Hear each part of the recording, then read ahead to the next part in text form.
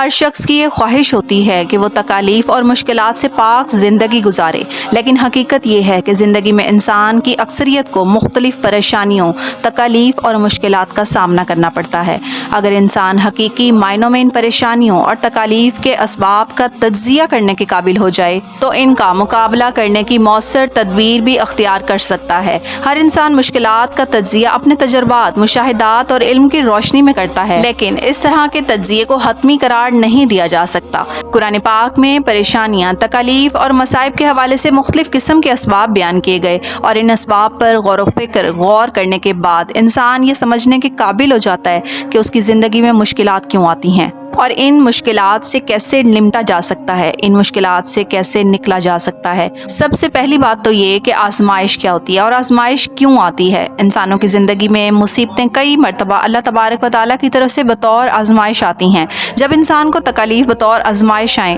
تو انسان کو اللہ تعالیٰ کی رضا پر راضی ہو جانا چاہیے اور آنے والی مشکلات پر صبر کرنا چاہیے، اور ان مشکلات کے ختم ہو جانے کے بعد پختہ یقین رکھنا چاہیے کہ اللہ تعالیٰ کی طرف سے یہ مشکل ہے اور اللہ تعالیٰ ہی اس میں مدد کرنے والا ہے۔ اللہ تعالیٰ سورۃ بقرہ میں فرماتے ہیں، اور البتہ ہم تم کو ضرور آزمائیں گے، کچھ خوف، کچھ بھوک، مالوں سے، جانوں سے اور پھلوں کے نقصان کے ذریعے، اور بشارت دیجیے صبر کرنے والوں کو جب انہیں مصیبت پہنچتی ہے تو کہتے ہیں کہ بے شک ہم اللہ تعالیٰ ہی کے لیے ہیں اور ہم نے اسی کی طرف پلٹنا ہے۔ ایسے لوگوں پر ان کے پروردگار کی طرف سے رحمت نازل ہوتی ہے، اور ایسے ہی لوگ ہیں جو ہدایت پانے والے ہیں۔ ناظرین، انبیاء کرام علیہ السلام کو بھی مشکلات کا سامنا کرنا پڑا اور تکالیف کو جھیلنا پڑا۔ ان کی زندگیوں میں تمام تر تکالیف اور مشکلات اللہ کی طرف سے آئیں، اور مشکلات در حقیقت اللہ تبارک و تعالیٰ کی طرف سے بطور آزمائش آئیں، اور انبیاء کرام علیہ السلام نے بڑی خندہ پیشانی اور صبر کے ساتھ ان مشکلات کا مقابلہ کیا۔ انبیاء کرام علیہ السلام کے بعد بھی بہت سے جلیل القدر صحابہ کرام رضوان اللہ علیہ آئے۔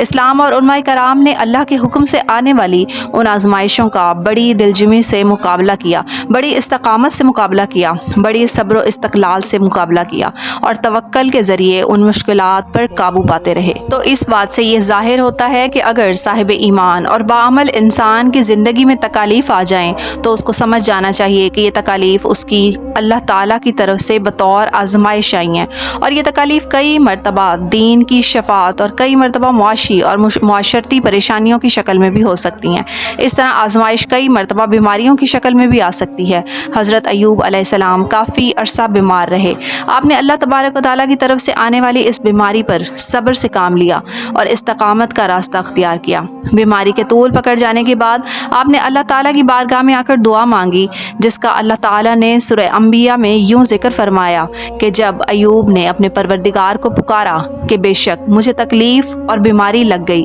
تو سب سے زیادہ رحم کرنے والا اللہ ہے، انہوں نے رب سے دعا فرمائی کہ تو سب سے زیادہ رحم کرنے والا ہے۔ اللہ نے آپ کی پکار کو سن کر آپ کی تکلیف کو دور فرما دیا، اور آپ کے اہل خانہ اور مال میں سے جو آپ کا نقصان ہوا تھا وہ بھی واپس پلٹنا شروع کر دیا، اور اتنا ہی اور بھی اس کے ساتھ عطا فرمایا۔ ناظرین، بعض دفعہ مشکلات اور تکالیف گناہوں کا کفارہ بھی ہوتی ہیں۔ کئی تکالیف انسانوں کی زندگی میں ان کو گناہوں سے پاک کرنے کے لیے بھی آتی ہیں۔ انسانوں کی اکثریت گناہ گار اور خطا کار ہے۔ جب وہ اللہ تبارک و تعالیٰ کی نافرمانی کا ارتکاب کرتے ہیں تو ان کی زندگی میں تکالیف اور مشکلات آ جاتی ہیں۔ اللہ تعالیٰ نے سورہ شورى کی آیت میں کچھ یوں فرمایا، اور جو مصیبتیں تم کو پہنچتی ہیں وہ تمہارے اپنے ہاتھوں کے کیے کا بدلہ ہیں۔ اسی طرح ایک اور جگہ اللہ تعالیٰ فرماتا ہے کہ خشکیوں اور تریوں میں انسانوں کی بدعمالیوں کی وجہ سے فساد پھیل گیا ہے۔ آزمائشیں اللہ کے برگزیدہ بندوں پر آتی ہیں، جبکہ عام لوگوں پر تکالیف ان کے گناہوں کی وجہ سے آتی ہیں۔ جب انسان تکالیف اور مشکلات میں گرفتار ہو جائے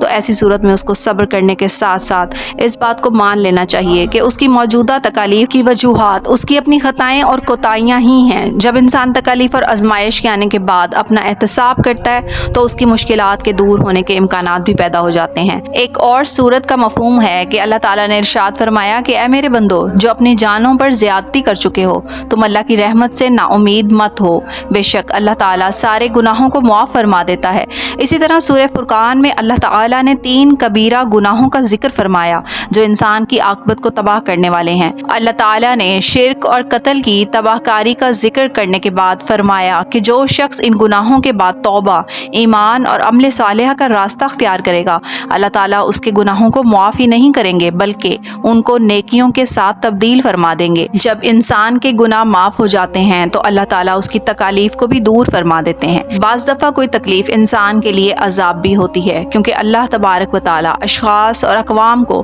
اپنے اصلاح کا موقع دیتے ہیں، لیکن بہت سے لوگ اللہ تعالیٰ کی طرف سے ملنے والی مہلت کا درست استعمال کرنے کی بجائے گناہوں کے راستے پر چل نکلتے ہیں، سرکشی کے راستے پر گامزن ہو جاتے ہیں۔ اللہ تعالیٰ ایسے لوگوں کو جھنجھوڑنے اور ان کو تنبیہ کرنے کے لیے چھوٹے چھوٹے عذابوں کے جھٹکے لگاتے رہتے ہیں، لیکن جب اس کی تنبیہات کو نظر انداز کر دیا جاتا ہے تو کوئی بڑا عذاب ان کے سر پر مسلط کر دیا جاتا ہے۔ قرآن پاک میں فرعون اور اس کی قوم کا ذکر ہے، جس پر اللہ نے کبھی ٹڈیوں کا، کبھی جوؤں کا، کبھی خون اور کبھی طوفان کے عذابوں کو اتارا، لیکن فرعون ان تمام عذابوں کو دیکھنے کے باوجود بھی نافرمانی پر تلا رہا۔ وقتی طور پر اپنی طرف آتے ہوئے عذابوں کو دیکھ کر حضرت موسیٰ علیہ السلام سے صلح کر لیتا اور ان کے ساتھ مل جاتا، لیکن جب بھی حضرت موسیٰ علیہ السلام کی دعا کی وجہ سے اس عذاب کو ٹال دیا جاتا تو وہ دوبارہ سرکشی پر اتر آتا۔ بالآخر اللہ تبارک و تعالیٰ نے اس کو سمندر کی لہروں کی نظر کر دیا، اور جب وہ سمندر کی لہروں میں غرق کیا گیا تو اس وقت